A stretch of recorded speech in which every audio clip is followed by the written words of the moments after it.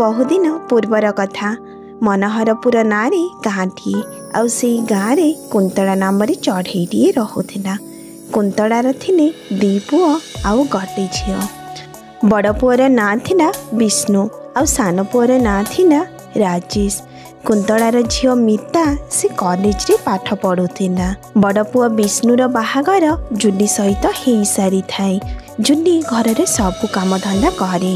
गटे दिन मिता ता सांग गौरिकाऊ सहित घरे आसी पहुंची जाए। अरे गौरी मते ना बहुत जोर भका होची। तू कौन खाइबू कहले देखी। भाउजों को कहबा से बने की नहीं आसीबे। अरे ए मिता भाउजों को हाथ रे ना पलो। आहा कौन सुआदिया कहले देखी। मोर तो खाली पाटिरु डाल गड़ी जाउची। तू जहा खा मु तो पलो खाइबी। हाउ हेला हेला मु भाउजों को एबे डाकी दउची। से आमु माने को पाई पूरा गरमा गरम पालो बनै देबी। भाउजा भाउजा सुनुचा टिके आसीबा। मितार डाक सुनी जुली आसी सेठी पहुंची जाए। अरे मिता आजकल तो जल्दी तुम्हारा कॉलेज छुट्टी हो गला और तम संगरी गौरी भी आसी। बहुत भल कथा। कौन किसी काम थिला कि डाकुथिले जी। भाउज आज हम कॉलेज हाफ डे थिला आ किसी प्रोजेक्ट काम भी अछि। सेठी पई गौरी मो सहित हम घर को पड़े आसीना। हेले हम दी जण को ना बहुत जारी भका होची। गौरी तो कहूतला तम हाथ रंधा पदवता को बहुत पसंद। गड गड भाउज हम दी जण को पई टिके पदव बनै दियो। आउ भक संभाली होनी। आमे दी जण पढुछु सेतिकी भितरे तमे बनै नियो तापरे हमको डाकी देबो। ठीक अछि तमे दी जण जमारे व्यस्त हुआनी। मन दे पाठ पढ़ा। मु एबे गली तामा मानक पई गरमा गरम पालो बनेली। ठीक अछि। जुली एथर रसोई घर को जाई पलो बनेबा आरंभ करे। पलो बने सारी मिता आउ गौरी पाई खाइबा को बाढ़ी दिए। जहा कह मिता तो भाउज ना बहुत भला। ओह कि सुंदर बासना आसुची। मु तो आउ न खाई रही पारुनी। तू भी जल्दी जल्दी खाइने। एथर गौरिका आउ मिता दुहे पलो खाइबा को आरंभ करती। पलो खाई सारी गौरिका सेठू चली जाए। तापरे जुली आसी निज रूम रे बसी पड़े। आहा आज दिन सारा काम ता संगरे मुंड बथा। इतनी जोरे मुंड बथा होची जे मु तो जमारे चाली भी पारिबिनी। एमिति रे पड़े राति पाई केमिति रोषेई करबी। जुली निज बिछना रे बसी एमिति कहथवा समय रे सेठी आसी ता स्वामी विष्णु पहुंची जानती। अच्छा जुली आज मो सांगर जन्मदिन अछि। से सेठी पाई तार पार्टी दउची। तो मु एबे पार्टी को जाउची। आज राति मो पाई रोषेई करबनी। मु घरे खाइबिनी। ठीक अछि। हाँ ठीक अछि। मु तम पाई रोषेई करबिनी। हेले अधिका राति करबनी। जल्दी पळेई आसीबो। एथर विष्णु पार्टी जिबा को बाहरी जाए। एबे तो समय 7टा हिंची। ये भी तो पार्टी को चली गले। राजेश जाई राति 10टा को आसीबे। तापरे जाई माँ और राजेश मिसी सांग ही खाइबे। सेतिकी भितरे मु टिके विश्राम नेइए। मुंडटा बहुत जोरे बिंदुची। नहले मु आ राति पाई किछि एने बनै पारिबिनी। जुली एमिति चिंता करी बिछना रे गड़ी पड़े। आउ गडु गडु केते बड़े जुलीर आखि डाकी जाए जे से भी जानी पारेनी। देखु देखु सकाळ हो जाए। सेते बड़े जुलीर हठात की निद भांगे। जुली गाधुआ पाधुआ सारी दे सीधा जाई रसोई घरे दौड़िकी पशि जाए। जुली देखे तो रसोई घरे से जेमिति जिनिस छाड़ी जाइथिला सेमिति सब पड़ी रहीची। हे भगवान मु ए कोन करली। मु काली निदरे पूरा सोई पड़िनी। तामानी माँ तो खाई नथिबे।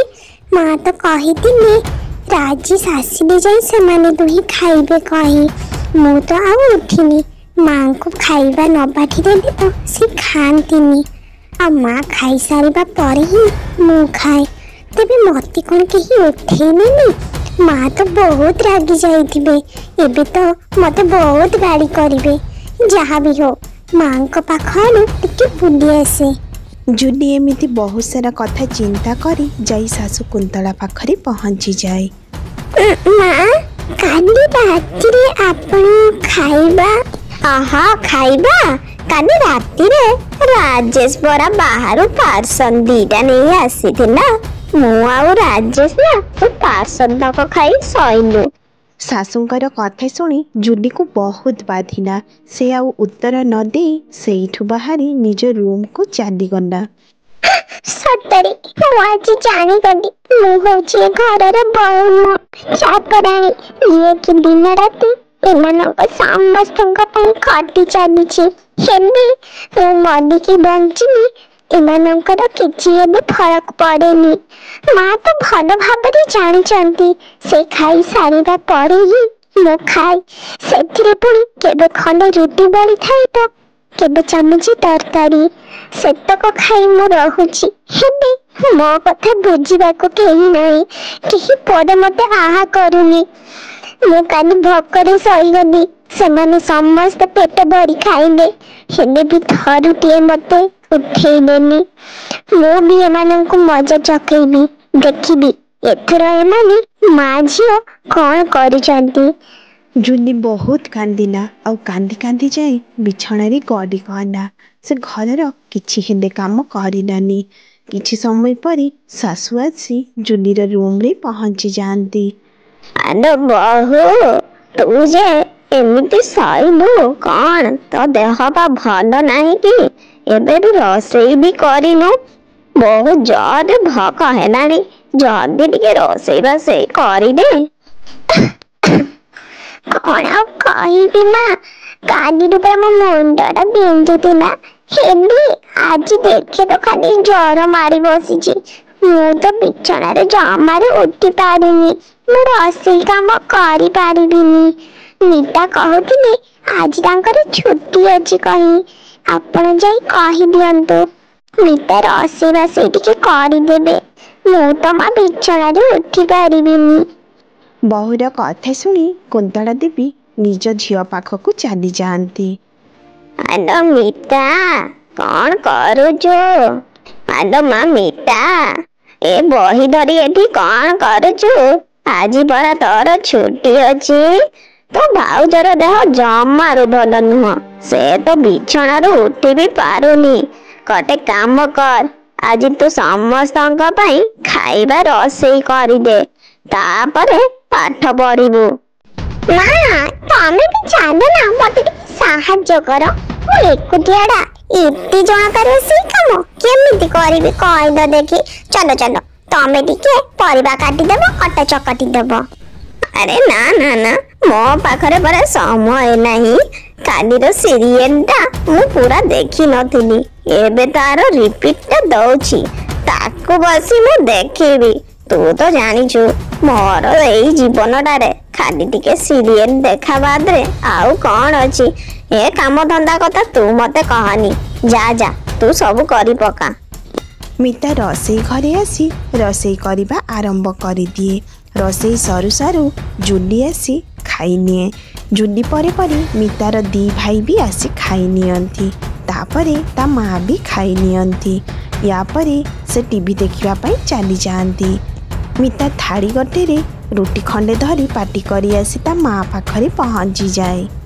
ଦେଖ ମା ଦେଖ, ମୁଁ ଦିନଟା ସାରା ଏତେ ପରିଶ୍ରମ କଲି, ସମସ୍ତଙ୍କୁ ଖାଇବାକୁ ବି ଦେଲି, ହେଲେ ମୋ ଖାଇବାରେ କଣ ବଳିଛି?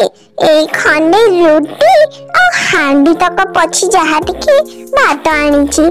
ଏତକ ଖାଇ କଣ ମୁଁ ରହିବି? କହିଲ ଦେଖି, ତମେ ମାନେ ତ ପୁରା ଗେମ୍ପି ଦେଇଛ। ତୁ ତ ସମସ୍ତଙ୍କୁ ବାଢି ବାଢି ଖାଇବାକୁ ଦେଲୁ, ତୁ କଣ ତ ନିଜ ପାଇଁ ଖାଇବା ରଖି ପାରିଲୁନି? ରହ, ମୁଁ ବୋହୂକୁ ଡାକୁଛି। ବୋହୂ, ଏ ବୋହୂ। ମା, କଣ କହୁଥିଲି କି? ଆରେ ସମସ୍ତେ ତ ପେଟ ପୁରା ଗେମ୍ପିଲ, ହେଲେ ମୋ ଝିଅ ମିତା ଖାଇଲା ବେଳେ ଆଉ କିଛି ନାହିଁ। କଣ ତମେ ମାନେ ଟିକେ ଅଳ୍ପ ଅଳ୍ପ ଖାଇଥିଲେ ହେଇନଥାନ୍ତା? ଆରେ ମିତା, ଏଇ ନିଅ ଆଚାର, ଆଚାର ଡକି ରୁଟି ଆଉ ଭାତ ଖାଇଦିଅ। ଏଇ ଛୋଟିଆ କଥା ପାଇଁ କଣ ଘରେ ଝଗଡା କରିବା ନା କଣ? ଭାଉଜ ମୁଁ ଦିନ ସାରା ଏତେ କଷ୍ଟରେ ସମସ୍ତଙ୍କ ପାଇଁ ରୋଷେଇ କଲି, ହେଲେ ମୁଁ ଖାଇଲା ବେଳେ ପେଟ ପୁରା ଖଣ୍ଡେ ଖାଇ ବି ପାରୁନି। ମତେ କଣ କାନ୍ଦ ଲାଗିବନି? ମୁଁ ତ ସମସ୍ତଙ୍କୁ ଗାଳି କରିବି। ଦେଖ ମିତା, ତମକୁ ଏସବୁ ଶିଖିବାର ଅଛି। ତମେ ତ ଆଜି ଏ ଘରର ଝିଅ ଅଛ, ହେଲେ କାଲି ଆଉ କାହା ଘରର ବୋହୂ ହେବ। ସେତିକି ବେଳେ ତମ ଭାଗ୍ୟରେ ବି ଏମିତି ଶୁଖିଲା ରୁଟି ଖଣ୍ଡେ ପଡିବ, ତ କେତେବେଳେ ଭାତ ଥିବ ତ ତରକାରୀ ନଥିବ। ମୁଁ ବି ତ ସେମିତି କରି ହିଁ ଚଳୁଛି। ଆଉ ତମେ ଯଦି ଏବେରୁ ଅଭ୍ୟାସ କରିବ ନା, ହେଲେ ତମ ଦିନ ଗୁଡା ଏମିତି ହିଁ ବିତିବ। ହଁ ମିତା, ଆଉ ତମେ କଷ୍ଟ କରିବା ବି ଶିଖିଯାଅ। କାହିଁକି ନା ଶ୍ୱଶୁର ଘରେ ଯେତେ ଖଟିଲେ ବି ନା କେହି ହେଲେ ତମକୁ ଆହାପଦି କରିବେନି। ନିଜ ସ୍ୱାମୀ ବି ତମକୁ ଖାଇଛ କି ନାହିଁ ପଚାରିବନି। ସେଇଥିପାଇଁ ତମେ ଜମାରୁ ମନ କଷ୍ଟ କରନି। ଧୀରେ ଧୀରେ ଏସବୁ ତମେ ଶିଖିଯିବ। ଜୁନି ମୁହଁରୁ ଏମିତି କଥା ଶୁଣି ଶାଶୁ କୁନ୍ତଳା ଆଉ ନଣନ୍ଦ ମିତାର ମୁହଁ ଏକଦମ ଚୁପ୍ ହେଇଗଲା। ସେମାନେ ନିଜର ଭୁଲକୁ ଭଲ ଭାବରେ ବୁଝିପାରିଲେ। ତା ପରଦିନ ଜୁନି ନିଜ ଶାଶୁ ପାଇଁ ଖାଇବା ବାଢ଼ିଦିଏ। ଆରେ ବୋଉ ମା, ସମସ୍ତେ ତ ଖାଇ ସାରିଲେଣି। ତୁ କଣ ଆଉ ଏକୁଟିଆ ପଛରେ ଖାଇବୁ? ଗଦୁ ଗଦୁ ତୋର ବି ଥାଳି ଲଗେଇଦେ, ଆମେ ଦୁହେଁ ସାଙ୍ଗ ହେଇ ଖାଇ ନେବା।